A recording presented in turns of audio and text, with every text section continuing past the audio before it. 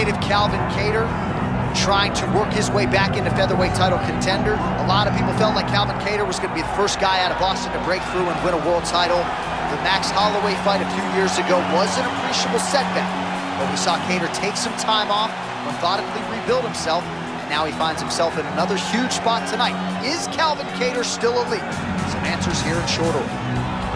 So as this young fighter makes the walk, you gotta think he's thinking strategically about how to get this fight to the ground to set up his guard passing abilities. Great technique, plus athlete as well, and really a guy who cuts the guard with the best of them to set up a dominant position on the ground. I think a lot of opponents are sort of freaked out by just how quickly this guy transitions between positions on the ground.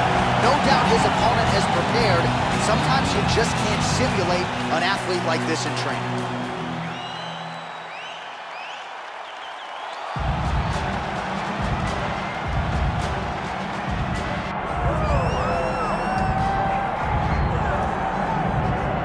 Well, Brian T-City Ortega was 14-0 with a no contest when he ran into Max Holloway in his first UFC championship opportunity. That night didn't go his way, but a lot of people think he has all the skills and all the makeup to eventually get that belt around his waist. You don't lose, you get an opportunity to get better, and that's what Brian Ortega has to do after he lost that fight to Max Holloway. He will look to take those lessons learned in the octagon over the course of 4.5, 5 rounds and apply them to his career as he goes forward. He has the skill, he has the heart, he has the ability, but now you just got to put it all together if you want to realize a UFC championship. And of course, if you hear the ladies screaming, that's because T-City has taken his shirt off in the inspection zone. Well, there has already been a lot of UFC history here at Toyota Center in Houston, Texas, for where that came from tonight, and we are ready to go with two of the best athletes in the sport. All right, now let's get to the tail of the tape for this featherweight tilt. And now for the official introductions, the veteran voice of the octagon is Bruce Buffer. Ladies and gentlemen, this is the main event of the evening.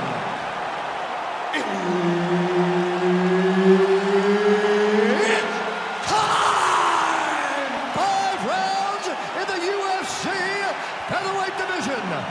Introducing first, fighting out of the blue corner, Calvin Kattar.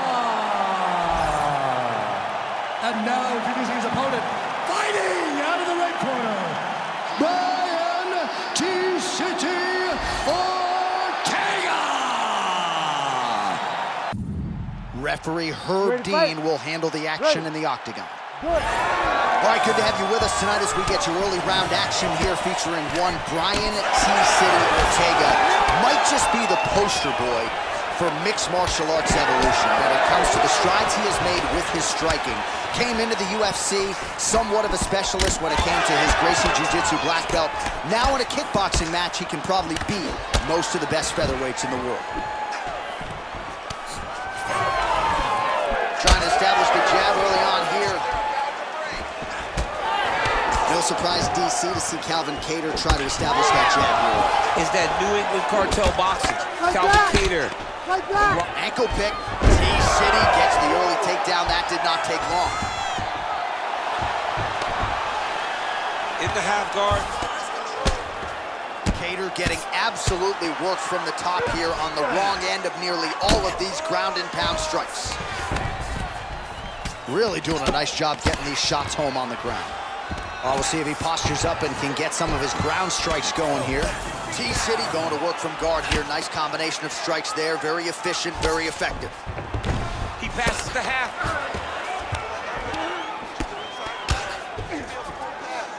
He's putting him in exactly the positions he needs to be in right now. He's able to relax here.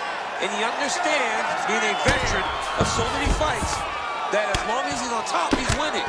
He feels like he's winning here. Well, the ground and pound has been on point tonight. Good work here by T-City, Brian Ortega.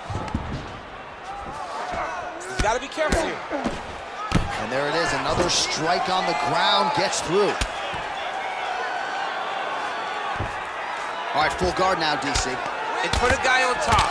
He needs to build posture, or just go to the next position. Start shoving that knee through trying to get the half guard, which in turn will lead to more opportunities for advancement. But if you're on the bottom, you need to be anticipating, you need to be framing, you need to be moving, looking for opportunities to either reverse the position or get back to your feet. Lands the ground and pound strike.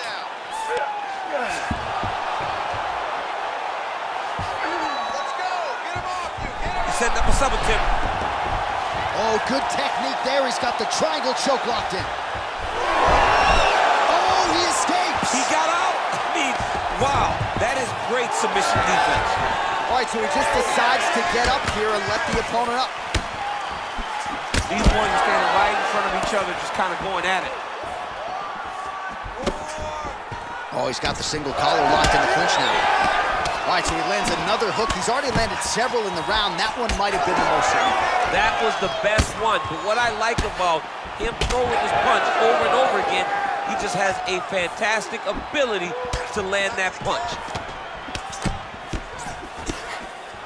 Strike landed pretty cleanly there.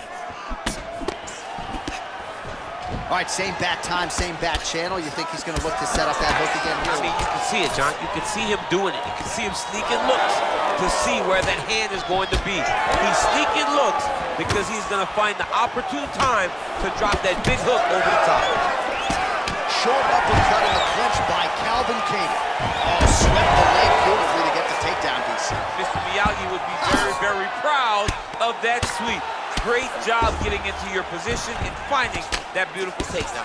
Ortega going to work here from guard. Nice combination there. Everything he throws is with fight-ending intentions. He passed the half guard. While working pretty effectively from the top here. Nice ground and pound by Ortega. And there it is, another strike. Gets through on the ground. Working out of the half guard here. Nice, nice. You got this round. Be smart. And look at him attacking the arm triangle on the other side. He's going to lock him down, try to pass all the way across his body. Once he gets across, he will start to drop his chest to the mat and chase the finish. Oh, he gets out. He was able to get his momentum going back towards his opponent, then back in the opposite direction to get his hips back and his chest down towards the mat. And you just spilled your popcorn all over the broadcast tape. Absolutely did, John. You know I love popcorn. Well, as usual, suffocating work from the top here by T-City, Brian Ortega. Oh, and he locks up a triangle. That looks tight, DC. It's very tight. And now he's just got to start passing the arm across, pulling down on the head, feet, the hips, and he will definitely get the submission. Oh, no! Oh, no! There's the tap! Oh, my goodness! Takes the judges out of it. Gets the finish. Oh, my goodness. Wow, an unbelievable result here tonight by way of submission, and he bided his time there. He stayed patient, waited for an opening, and then when it was there, he certainly capitalized to get the tap here tonight. All right, let's take a look back at the replay as he gets it done by submission tonight, champ. He does a great job of staying patient. He doesn't rush or panic. You are never safe when you're fighting this guy. You're in a lot of trouble. You're in a lot of trouble the entire time when you're this good in the submissions. We send it inside the octagon once more. Bruce Buffer. Ladies and gentlemen, referee Herb Dean has called a stop to this contest at 4 minutes, 59 seconds of the very first round. Declaring the winner by tap out, Brian T-City Ortega! All right, so there he is, all smiles, and rightfully so after he gets the job done by submission.